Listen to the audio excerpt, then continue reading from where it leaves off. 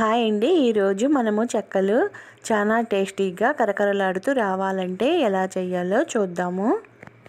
ఇలా చేసుకున్నామంటే డబ్బా 2 రోజుల్లో ఖాళీ అయిపోతుంది. పచ్చిమిరపకాయలు, అల్లము, జీలకర్ర పేస్టు వేసి పెట్టుకున్నానండి.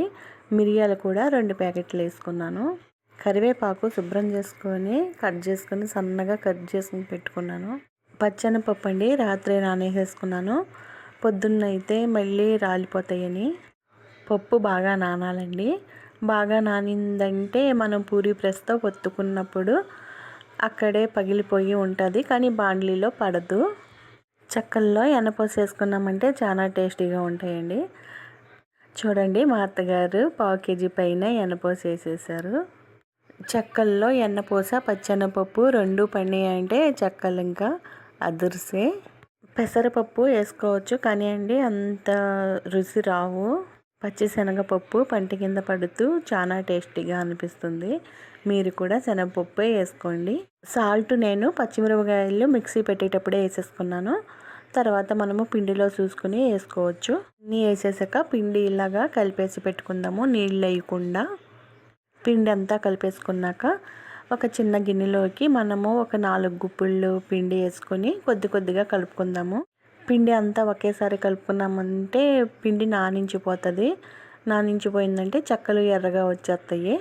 అందుకే ఎప్పుడైనా సరే పిండి కొద్దిగా తీసుకొని నీళ్లు కొంచెము పోసుకుంటూ కలుపుకొని చెక్కలు చేసుకున్నామంటే చెక్కలు తెల్లగా వస్తాయి. ఏమైంది, ఒక వాయి అయిపోయేటప్పటికి ఇంకో వాయి ఎలాగన్నా కలుపుకోవచ్చు. కలుపుకున్న పిండి అంతా ఉదర్నించి ఉండలు చేసేసుకున్నాము. నేను, మా అత్తగారు, మా ఫ్రెండ్స్ ఇద్దరు కలిపి 4 చేసేసుకున్నాము.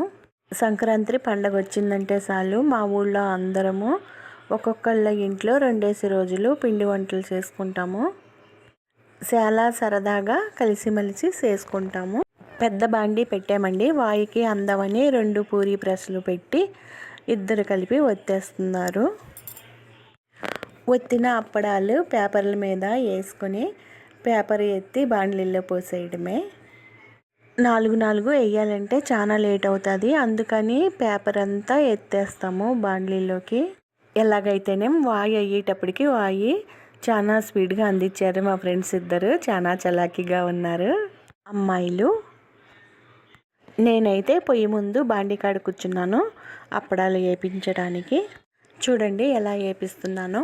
3-4 పేపర్లు వేసేసాను. పెద్ద బాండీ కదా, అలా అయితే తొందరగా అయిపోతాయి. అప్పడాలు చాలా తెల్లగా చాలా టేస్టీగా వచ్చినాయి. మీరు కూడా ఈసారి ఇలా ట్రై చేయండి. ఓకేనండి, నచ్చిందనే అనుకుంటున్నాను. నచ్చితే సబ్స్క్రైబ్ చేసుకోండి. చాలా విషయాలు ఉంటాయి పల్లెటూరి.